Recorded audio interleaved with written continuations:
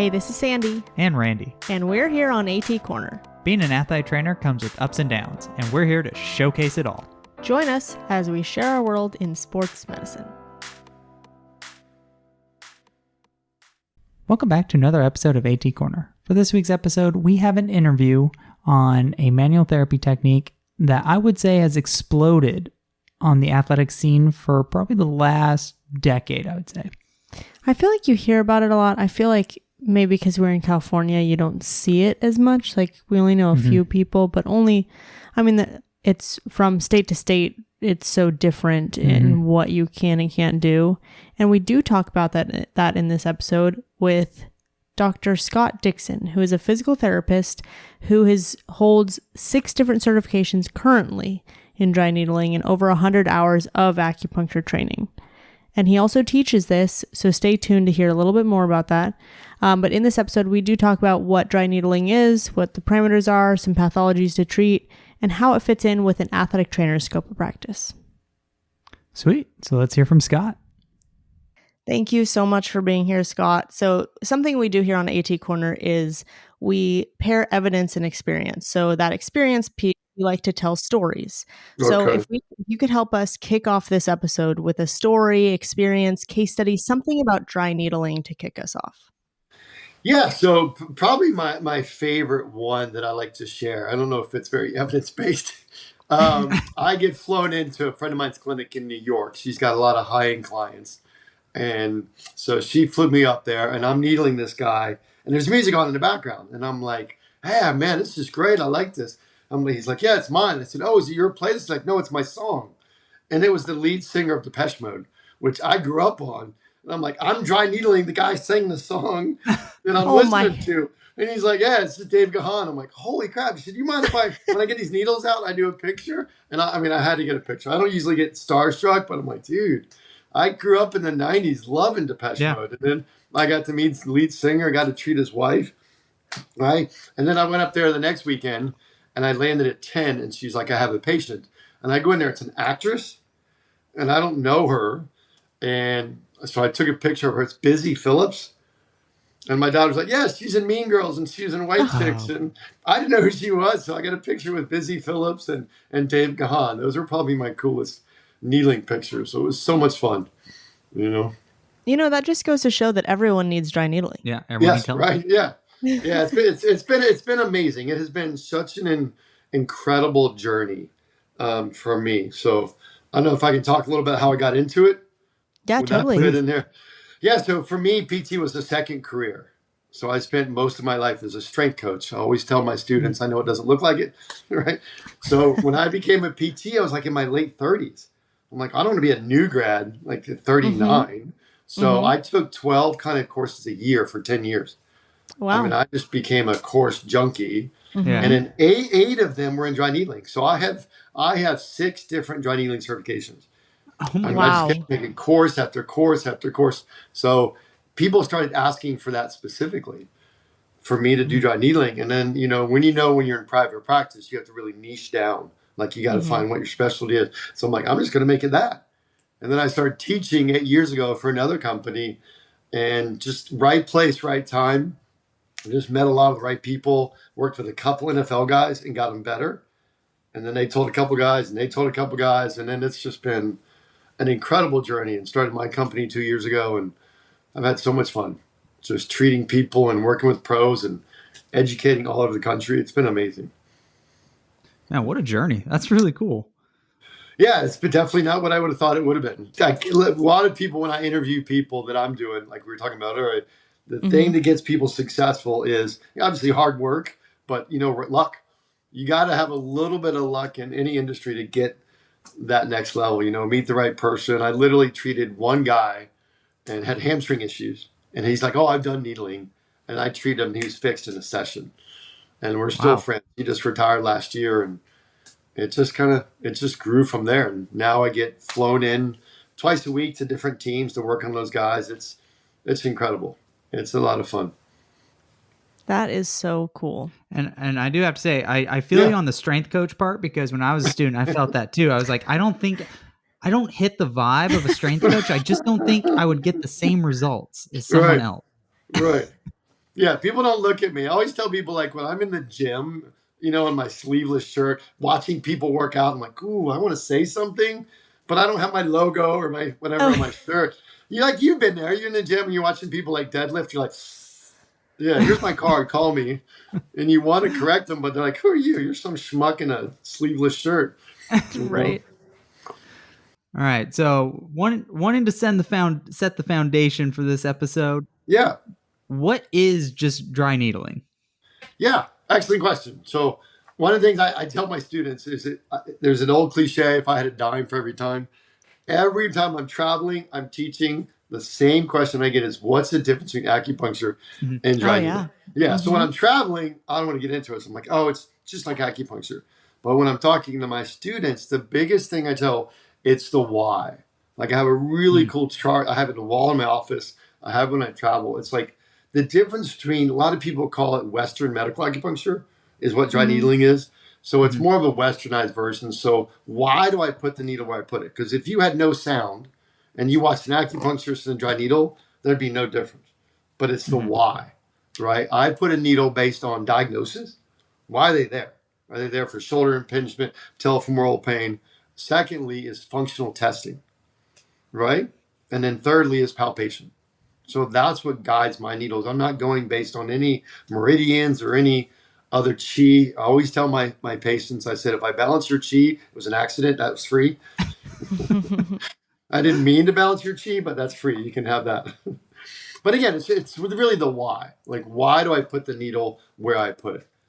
Like in acupuncture, if someone has frozen shoulder, you could put a knee in the quad.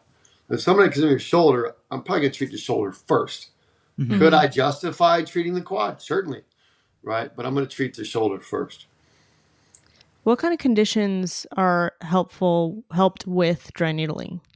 That's what's cool. It's almost everything that I've seen. So anything typical you'd go to physical therapy, chiropractor, athletic training for. So patellofemoral pain, any tendonitis, any type of neuromuscular dysfunction. And it's actually getting more research into the kind of the neural side. So when you look at stroke patients or traumatic brain patients, and there's also a recent article, I think you guys will love, I'll email it to you, from a sports PT about using it in the acute setting, right? Okay. So what needling does is like, hey, can you get somebody right off an injury and get them needling? There's like a swelling technique. So one of my former students, he's a director of sports medicine at UConn, and he said he loves it. As soon as somebody sprains their ankle, he's putting like 20 or 30 little needles and letting them sit for 20 minutes and then rock taping it. 50% reduction in swelling the next day. Holy smokes. So there's more and more research starting to come out for acute treatment, which I always try to point out when I'm teaching the athletic training students. Say, hey, there's more to this than, there might be a setting. No, I have heard some people say, hey, I've needled on the sidelines and put them back in the game. I'm like, I don't know if I support that, right? But if you're hurt and you're taking them off the field, definitely consider needles. So kind of touching on that, what are some, like, how does it work? Like, what are some of those proposed effects? Like, how is it necessarily getting those effects on maybe neurological or even so that's what the cool part is there's so many different philosophies on what it's doing. For me, like the pillars that we use is, it's obviously treating trigger points. That's been around for years, right? That's probably got the most amount of research is trigger point dry needling. But it really works on a fascial level. There's a lady who's done a lot of research, Dr. Langevin. There's not a tool that we have that can move fascia like a needle. Because when you put it in there and you twist, it wraps around the needle and then it releases. I mean, that's why you can see these systemic effects of needles. So fascia, to me, is my favorite, right? But it also works on the neurological system by desensitizing or activating certain neural pathways. When you look at traditional acupuncture, I don't know how they knew that because it was 3,000 years ago. Most of the points are very close to neurovascular bundles. Like somehow they knew where these points were, right? And now when we look at Western medical, it's like, okay, that point isn't important, but that line is pretty accurate because it was right near, where that fibular nerve went, where that nerve. So perineural needling is a huge thing, right, for controlling the nervous system. And the first definition I give everybody when I teach is dry needling is based on what? And it's a simple answer: the body's ability to heal itself. We're encouraging that. You know, there's a really good quote. Dr. Ma is probably one of the best instructors ever. He used to have a company. It's called, I think he sold it, but it's called Integrative Dry Needling. Amazing company. Oh, okay. Yeah, Integrative Dry Needling. Those guys are amazing instructors. Beautiful company. Really into the neural. But I have a quote on my wall in my office. It says, "We don't heal anybody from anything. It's up to the body to do that. Dry needling really activates and facilitates the body's natural repair mechanisms." Right? Which is why younger and healthy people love it, because they're healing faster. You get an athlete in there, you needle them, they'll stand up and go, "Sweet, that's awesome." Some of my patients, I needle them and they're like, "I don't like you." And I call them the next day and they go, "I still don't like you." And then a week later, like, "Dude, that feels great." Because their body just took longer. But young athletic population, they love it. They'll jump right off the table and go, "Dude, that's amazing." I could definitely understand the neurological part, because I had a colleague that had experience with dry needling. He took a couple courses. Okay. And he was like, do you want to try it? And I said, yeah, I at least want to know what it feels like. Okay. And he just put one point in my calf, and like I felt a systemic response. Like it was really weird. It's a really cool experience. I don't know. It was really weird.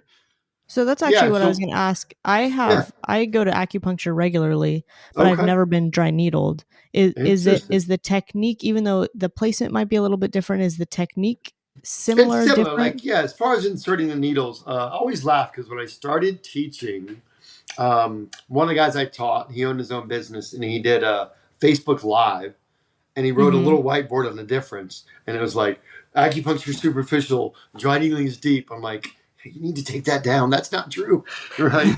Because people think acupuncturists, it's what I tell my students is an acupuncturist can dry needle. It's well within their scope and knowledge.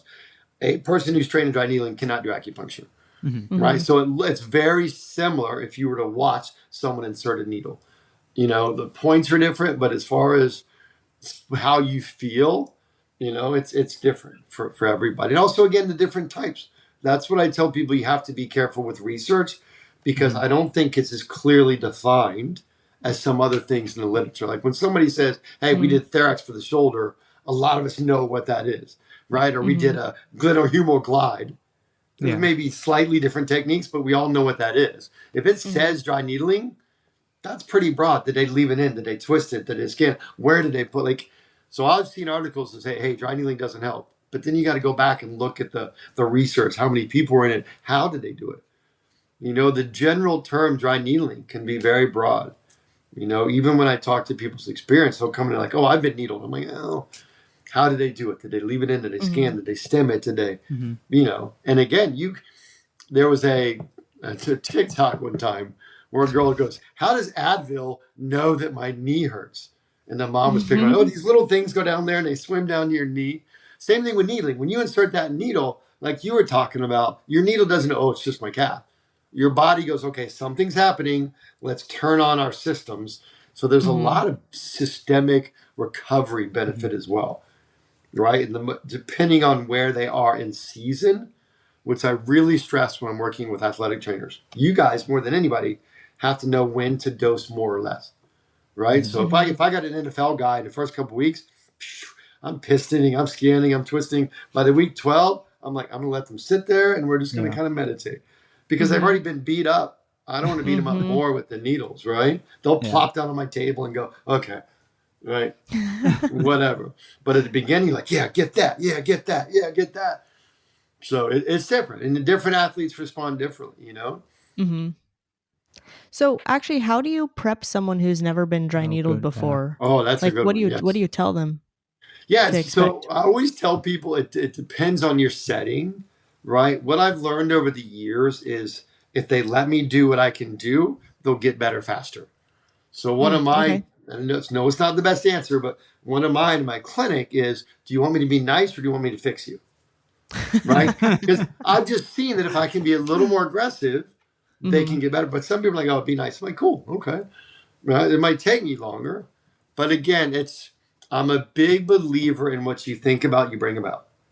Right? And you've seen it. You've worked with athletes. Here is 90% of their problem. So if I tell somebody, "Hey, this is going to hurt, or it might hurt, or you're going to be sore," they're going to be sore. right? Yeah. So my answer when someone asked me, hey, does it hurt? I said, yeah, some people it does. I don't prep them to think it's going to hurt. Some people it does. Some people I'll needle like crazy and you think they're sleeping. Other people I poke one needle in and you think I just stabbed them with a hot poker. Right? So I don't tell them. And then I say, hey, am I going to be sore? Same thing. I say, hey, some people are sore. But if you are, it's normal for 24 to 48 hours. Right? But I don't say, hey, you're going to be sore because they might be sore from working out and they're going to blame the needles. Right.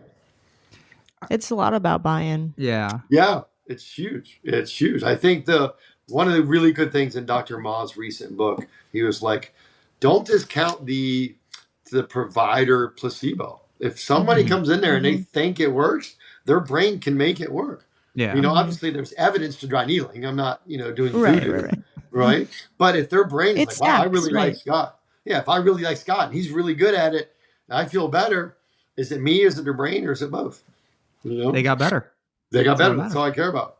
I remember somebody quoted on a Facebook group that I'm involved in. He said, hey, make sure your patients aren't getting better because you charge a lot or because they like you. And I said, I don't care. If they're getting better, if grandma can pick up her grandkid, I'm happy. I'm not selling her snake oil. I'm doing evidence-based treatment. But if it works because she believes in it, even better. You know? What about you? Did your experience when you get acupuncture, does it hurt? No, but sometimes if they get too close to a nerve, like I can feel like nerve. Yeah. Especially like near my spine. I can, that's when it starts to get a little bit more tense, but it's never been painful. It's funny because they are far less cautious than we are. Because when I'm teaching, people are like, oh my God, that's near a nerve. And let's find an anatomy out. In acupuncture, like you'll get close to one and it'll zing. And you're like, okay, cool. Yeah. Like some of the points that I know are right near a nerve. And if I'm teaching a student, they'll freak out. But if I have a patient, like that went down my leg, I'm like, cool. And I just back it out a little bit. But it's okay to get near a nerve. But in acupuncture, like, cool, suck it out, whatever. And needling, people freak out. You're not going to damage a nerve. What I tell my students, if you think you can damage a nerve, other than the siding nerve you can damage because it's so thick. I said, next time you're having angel hair pasta, try to puncture it with a toothpick. What's going to happen? That's the same thing. It's going to go like that, like that. You're not going to hit it, but every time you get near it, it's going to fire. Not a great way to grow your business or keep your athletes happy. No. But it's not going to damage it. They're going to go, okay. Right. One of the courses I took, my partner hit my ulnar nerve 4 times in a row. I'm like, okay, we're good. Let's need a break. On. She's like, no, one more time. I'm like, dude, I'm not going to be able to make a fist. So I'm all up for people learning, but Right. Yeah. I like that analogy of the angel hair. That's pretty. Try it. Nobody's ever said if you do it, call me and show me because you can't. Same thing with blood vessels. They don't even think about it, right? I talked to an acupuncturist once. Like, yeah, we're not worried about it. They don't move out of the way. But when I teach dry needling, we're like, know where this is, know where this is, know where this is. But it's safer than you think. But we just want to protect ourselves. Absolutely. Right? For sure. Absolutely. The problem with dry needling is that there are too many people, too many other professions waiting for other professions to fail so they can lose that right. So I always tell people it's like with the pneumothorax, right? One of the things I say is it's not about what's going to happen to the patient. They're going to be fine, right? We want to make sure we don't do it, obviously, but it's what's going to happen to your profession, because there's so many people going, oh, they're not qualified. They're not qualified. One of the things, and I won't mention which state it was because I don't want to get anybody upset. One of the states was trying to get needling for athletic trainers written in black and white, like it was a gray state. And so they decided to do a community board and let the public write comments. And the first 200 comments were acupuncturists, literally as rude as I could ever see people. Most professions, we support each other. They were like reaming athletic trainers. I popped on there and read something. I'm like, they're idiots. And I'm like, you don't even know. They were literally, they don't have any knowledge. They don't even have a degree. I'm like, what are you talking about? And literally 200 comments. And it was just so that they couldn't allow them to dry needle. They didn't know anything about, I've taught. And so I jumped in there and I said, because a friend of mine invited me to comment, I said, listen, I've been teaching athletic trainers for years. They're way more than qualified to do this technique. Way more. Their education extremely provides them the knowledge to do this. But it got so personal. It was like, wow. people were angry. So there's a lot of professions that say, hey, it's not fair, you can do it. And it has nothing to do with the knowledge of the people, right? It just has to do with, people, what is it, the scarcity mindset? If you're dry needling, if you're dry needling, then I can't do it. I'll lose my patience. But people ask me, is there any profession? And I will tell everybody up front, I have seen good and bad in all of them, right? I've taught chiropractors, PTs, and probably about 30 to 40% of all of our professions are giving us all a bad name. The rest of them are kicking ass. Yeah. Right. There's some old PTs, some old chiros, some old athletic trainers. They're not, oh yeah, I'm an athletic. You're not. Then there's people that are out there really growing the profession and learning and studying and being the best. And it doesn't matter what profession.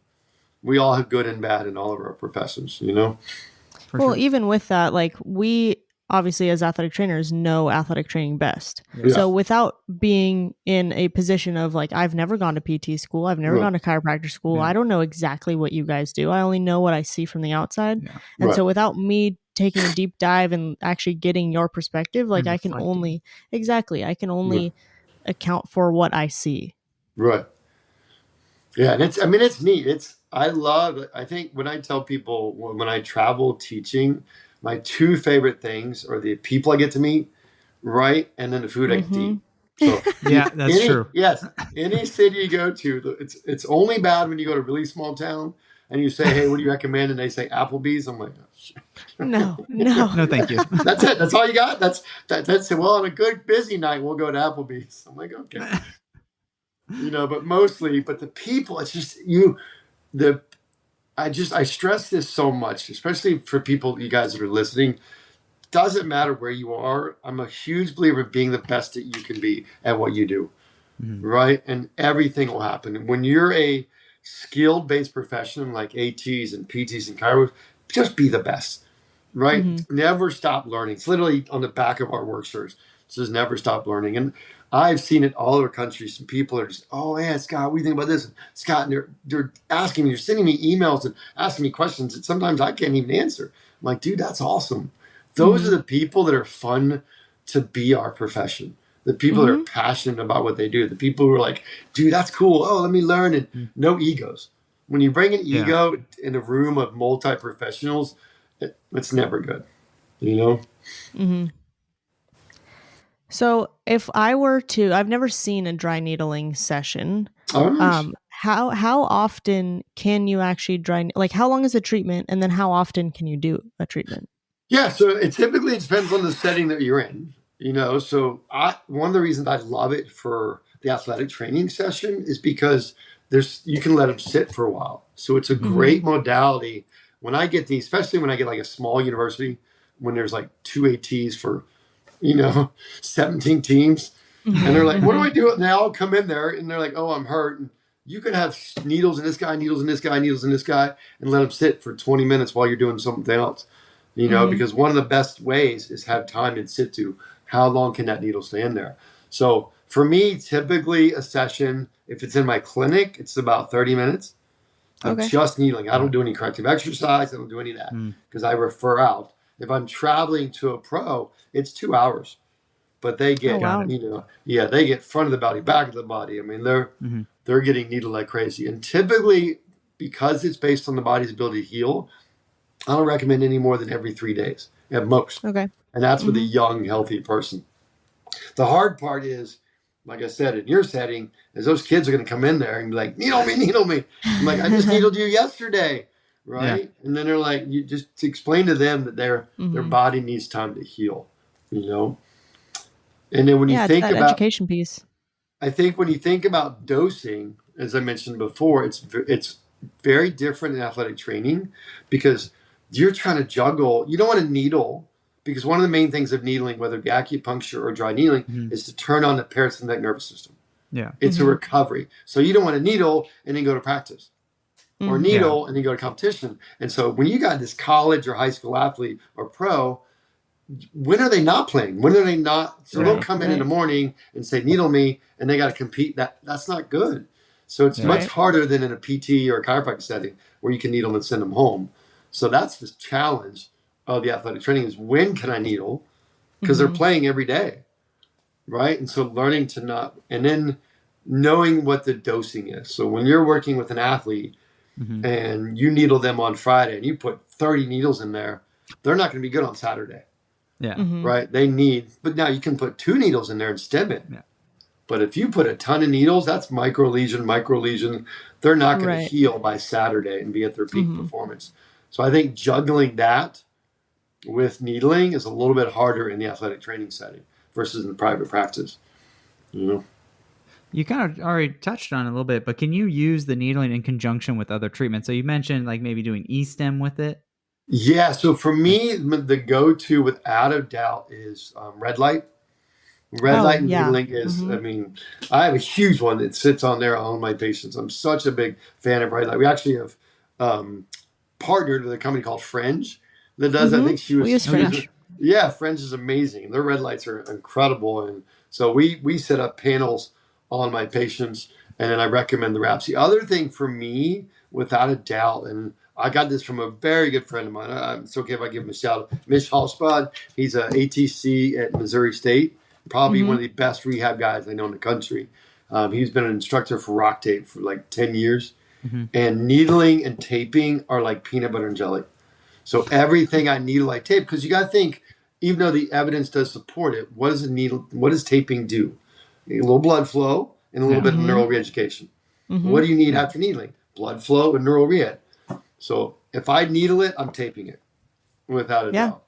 Right. You know, it's funny that you brought up the red light because throughout this whole interview, you were talking about like how the body's response to the needles and everything that you were talking about. I was like, man, this is how I explain red light to when I'm using it with one of my athletes. And so it's funny that you use them both together because I was literally thinking of red light this entire time. No, that's awesome. Yeah, I mean, it's incredible to me. Now I just found a really giant panel that sits on top of it. I mean, people love it. It's so easy. I've got 2 in my dining room that I just do for my yoga that I got from friends. The little red light. So I just lay there. If you go back on my podcast, I interviewed the lady who started it, and you can see she's all red. She even put on a little hat. They got one for concussions, and she's wearing this little red hat. I want the face one because I'm getting older, so I got to work on those wrinkles. That's what I want. Right? So if you're going to send me free stuff, send me the face one. I'm getting older. Again, same thing. I think you touched on this before, man. We're doing some good segues here. There you go. Is there any like post-treatment care that the patient should kind of consider? Like, because I mean, you are going into the skin, like they have to take care of their clean their wound, just kind of stuff like that. Yeah. So no, the needle is so thin that they don't even like. Typically, I'll do, and it depends on the person. Let's say somebody comes and I'll put in 20 needles. One might bleed, and it's such a little droplet. These things are so thin. But post-treatment, I always tell them the same thing, right? Our goal is to get that parasympathetic. So I don't want them doing anything that's going to turn up their nervous system, right? So walking is good, moving around. Just don't go home and sit on the couch, but also don't go run a half marathon, right? Typically, that's about 24 hours, so when we're done, big one for me is no ice, right? Because we're creating microinflammation. And I tell people, when I first started needling 12 years ago, I would needle somebody's upper trap and they'd be sore. I'm like, oh, here's some ice. Now that I've done it for years, I'm like, that was stupid. I literally just went against. So no ice, and then ideally no anti-inflammatories. Right. So if they get sore, what's almost the second nature for most, pop some Advil. Well, now the body's not going to heal itself because it's delayed. Right. So that's my 2 biggest one is light movement that won't turn up your nervous system, no ice, and no anti-inflammatories. Right. And then one of the things I recommend everybody do, because people can have some negative in the sense of pain reactions, not anything bad, but their body might just might respond differently. Anytime I needle someone for the first time, I'm always reaching out to them the next morning. So if you're an athletic trainer and you treat an athlete, hey, shoot them a text the next morning. Hey, how you feeling? Because I'd rather nip that in the bud if like, dude, that freaking sucked. Because if you don't nip it, they're going to tell every other guy on the team or girl on the team. Right. You're not going to be able to needle. But I always text them and say, hey, man, how you feeling? Yeah, it's a little sore, but it's getting better. Okay, cool. That way you can talk them down from the, oh my God, my leg's going to fall off. I know how dramatic some of these athletes can be. They're sore and then they're done for the season. And, you know. I mean, it's that education piece. It's that connection. Are there any contraindications for dry needling, or someone you would be like, I probably shouldn't dry needle you? Yeah, it's funny. So there's quite an extensive list of like traditional, but what I tell my students is they can't do negative-based outcome research. So they can't say, hey, let's take this population that we think it would hurt and try to hurt them. That would never pass any IR board. So the contraindications are based on what we think would happen, right? Okay. Like you have an autoimmune disease. If I needle you, it might not go well because body's built. But what I always recommend people is testing 1 or 2 needles, right? Let's say they're on blood thinners. It's probably not your population. Put a couple needles in there. Oh, they did okay. For me, it's different because in my clinic, that's why they're there. So I'm less likely to send somebody away. If somebody's in my clinic, they came for needling. Versus, let's say you're in an athletic training room, like, hey, I've learned this new modality. I'd like to try it. And then your athlete says, well, I have this. I can't get needled. Like, well, let's try one. See how you do. You know, I've had patients come in with autoimmune and they got needled all weekend. You know, I've had other patients put in 1 needle and they're in tears and they're crying and they don't want to get needled all weekend. And they had no contraindications except they did late needling, right? So yeah, there are some listed in the literature, but again, it's a pretty safe technique as long as you know. When I teach, I tell people you only need 2 things to be a great dry needler, right? Really good anatomy and really good palpation. If you know anatomy and you know good hands, dry needling's easy. I can teach my 13-year-old daughters how to tap the needle in, but it's knowing where to put it based on anatomy and palpation, you know? And then knowing the why, right? For sure. Yeah. It's funny that you bring up autoimmune because autoimmune is actually one of the reasons why I go to acupuncture all the time. Interesting. Okay. So yeah, not contraindicated there. I get great results from that. When you're sore at all the next day or no? You just go in and go out? Yeah. Nice. You should try dry needling. I should. Well, now I want to. So does it vary state to state how dry needling fits in an athletic trainer's scope of practice, or how you explain that to athletic trainers? Because I'm sure you get that question all the time. Yeah, it does. It's in every state, like from PTs to chiros. Some are. We got a lot of gray states, right? Which means it's not yes or no, and it's always tell people it's kind of like my kids. If I didn't say they could, I didn't say they can't. Technically, they can do it. Right? Yeah, right. All that gray area. Yeah, it's gray area. You didn't say no, Dad. Right? Same thing with a lot of like when I looked up. I'm lecturing to a big chiropractic board here in a couple months, and they're like, it's not technically allowed in like 20 states. So how do we have you come in? But 20 of those states are gray states, which means they say don't.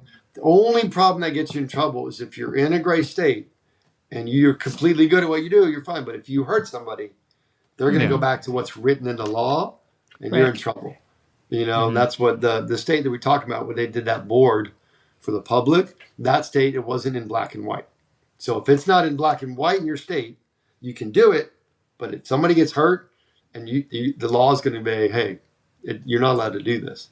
Right. So that's kind of the gray area, you know, and try to find there's so many different techniques out there. You know, one of the things, hopefully on I don't know if you do, but on the end of the podcast, you guys can put my information. I don't care if people come to my company, but it's such a great modality to learn. Anybody can reach out to me, and I'll recommend. There's so many good different companies out there that if they're like, hey, I'm treating this population, who do you recommend? I've taken them all. Every dry needling company out there, I've taken their courses. I'm happy to recommend if there's one closer than mine or whatever, you know. But it's just awesome. It's a great tool to have in your toolbox. For me, it's especially as we age. The one thing I get from a lot of athletic trainers is we do so much manual. Yeah. And your hands just get, you know, and it's a lot more. Like we're in our setting, you know, we're not seeing the number of people that you guys are. And these people are flooding in and working my shoulder and working my knee. And like, I've seen athletic training rooms. I'm like, dude, you guys, kudos to you. I got my one patient and I'm stressed. You guys are juggling. You're juggling tables full. right? Mhm. And they all want your hands on them. So that's what I love about it. It just saves you over the long term, you know? It's nice to have that in your back pocket. You're like, all right, I'm done working on your shoulders. Here you go. Here's some needles. Yeah. Have you ever dry needled yourself? All the time. All the time. All the time. And I love it. It's I remember the first course I took, it was evidence in motion. I saw that we had to needle our own forearm, and I was sweating bullets. I'm like, I mean, I'm looking at the page. I'm like, it's 2 more pages. It's 2 more pages. I was so scared. Now, I mean, I do it all the time. So every year for Halloween, I put 20 needles in my face, and I go to the store. Gosh. My daughters love it. They're like, do the needles thing. Do the needle things, Dad. Right? And nobody says anything. It blows me away. I'm in a grocery store. Hilarious. And guys are like, is this all for you today? I'm like, yep. And he's looking at me, but he doesn't want to say anything. He doesn't want to say anything. Yeah, he's like, got a little something right there. But in the 5 years I've been doing it, nobody says anything. It's crazy. I guess they want to know the real answer because it might be weird, you know? Yeah, they don't want to ask questions. They're gonna text their friends after you leave. This guy walked in. Weirdo came in. Or when I'm teaching, there's a really good acupuncture right here. So I'm teaching, I'll just take a needle, tap it. And the students are just like looking at it the whole time. They're like, oh, is that in your brain? I'm like, let's kind of review anatomy a little bit. There's this little thing before my brain that protects it. Your brain is pretty protected. Yeah, right? But that's okay. And that's one of the things, it's pretty funny. I've got 3 instructors now. I tell them, I said, you have to be ready for the dumb questions. And you have to respond lovingly. I literally had a student come up to me and said, hey, if they've had a laminectomy, do we still hit the lamina? And I went, no, because it's not there. She went, okay, cool. And walked away. I'm like, oh my God. You remember medical terminology? That was in school, right? I think. Right. So, I had a girl ask me if the infraspinatus was in the shoulder or in the pec. Oh. Yeah. That was you got to know your anatomy. Yeah. That was a degreed professional. I'm like, wow. Wow. Yeah. Have you had any issues with people like scared of needles or anyone like pass out or anything? Oh God, yes. Yeah. The needle-phobia is huge. We just had, I taught this last weekend in Terre Haute at Indiana State University. And the hardest thing, so in my clinic, over 12 years, it's only been 2 people have passed out. In my courses, it's about 25 over the 8 years. And that's because they have to self-needle. Yeah. That's what gets people. You got a needle in your quad, and you're like, oh. But other than that, nobody has issue. But that self-needling, that gets a lot of people. And one guy this weekend, his partner grabbed him, and he was white for about 3 hours. And poor guy. Yeah, it's just that self-needling. But I've had other people that they're just extremely reactive. And it's weird. Like I had one person a couple weeks ago in West Palm, and every needle was like, I just stabbed her soul. Oh. And I'm like, she's like screaming and yelling, and it freaks the rest of the class out. Yeah. For the most part, I would say 80% of the people, oh, it's cool, whatever, it's fine. But you're going to get that one person. And I'm sure you guys, if you get out there and learn dry needling, you're going to have athletes that come in there and I don't care what you do to them.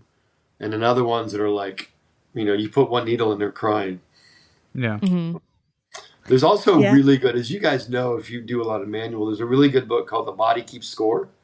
Okay. Right. And there's that huge emotional. And I just had a girl a couple months ago in one of the classes. I'm needling her and she just starts bawling. I'm like, oh my God, did it hurt? And she's like, no. I said, why are you crying? She's like, I don't know. I'm like, I don't know either. But now we're both crying. I mean, just bawling, like it just triggered something. Just that release. Response, Man, she couldn't stop for like 5 minutes. And she's like laughing and crying at the same time. It was interesting. That's interesting. That's wild. That's cool. Yeah, there's definitely some connections to our trauma and our body. Yeah, well, I was going to say the brain is so powerful when you were talking about like self-needling and, just the reaction that you get, even the anticipation of. Oh, God. Yeah, if you've never been needled before, it could definitely be a bit traumatic. From experience from a passer outer. So I have had just a brief experience with dry needling. Okay. Literally, is the one time because I wanted to try it, and I did fine. I was And alive. I was gas- proud that he did fine. Yeah. And he did the calf, right? Yes, did the calf. So I didn't see it. That's the safe bet, right? That's a safe bet. Yeah. And then, usually it's like blood draws that I go out, or I hate it. I'll go in. I just had some blood work done the other day, and I get stressed out. But I can put 20 needles in my face, and I needle my own distal iliacus. Yeah. And if you know where the iliacus attaches, I'm like, dude, I got this with a 75 millimeter needle. Wow. I'm like, I don't mind, but draw my blood. I'm like, oof. Yeah.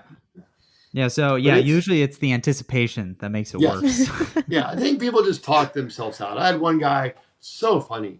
I'm needling his back, and he's like, I'm doing like the multifida.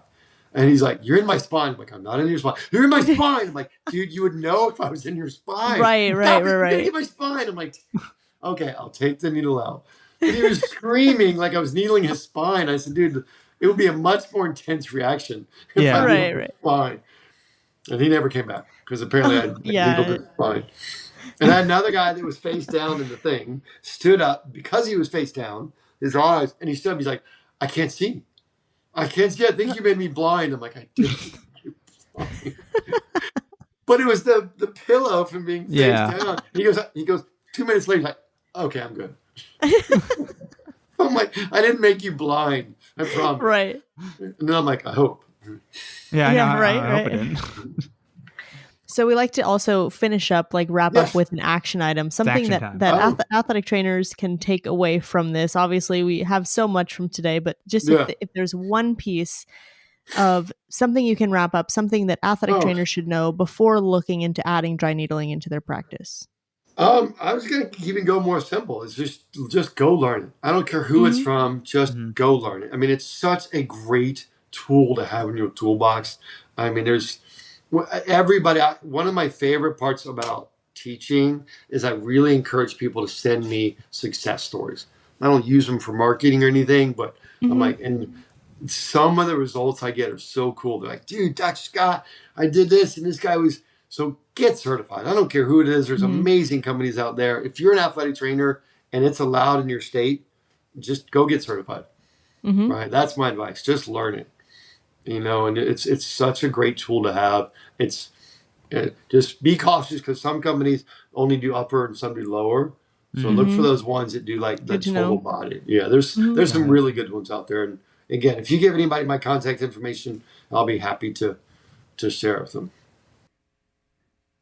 What was great about the conversation that we had with Scott was you could really sense the passion that he has on this kind of like treatment technique, especially knowing that how many courses he's taken for dry needling and then to eventually start his own educational courses on the technique. So I think that's really cool. You can tell this is someone who really believes in what he's teaching, but also using it as a clinician. We always talk about how it's really nice when the person teaching is actually someone who does it on a regular basis. You just have a different level of experience and understanding of that technique beyond what the book tells you. Yeah, and it kind of helps give you the ability to troubleshoot things because as we've learned as practicing athletic trainers, life isn't quite like the book. So I'm sure for dry needling, that would be the same. People present differently for different things.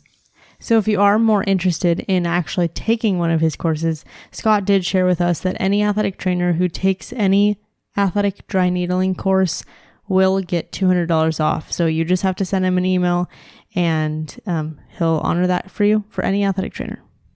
With that, if you guys are new to our podcast, we do several types of episodes here on AT Corner, not just interviews like the one that we just had with Scott, but we also do story episodes and education episodes. Story episodes are episodes where we take a highlight topic and we ask athletic trainers all over the world to submit their stories about that topic, and then we come in and talk about it, whatever it is, and share those stories.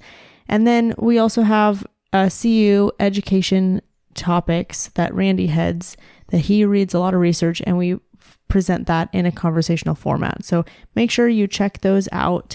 And if you're interested in getting those BOC CEUs, We do have those available. There are several free as to take advantage of, especially as we are moving towards this actual new date, February of a reporting year. But over the past 5 years, we've had several different topics and episodes for you guys to check out. And as always, if there's anything that you'd like to hear, please send it over, as we would love to try and cover it. Do you got anything else, Randy? Nope, that's perfect. Thank you for helping us showcase athletic training behind the tape. Bye.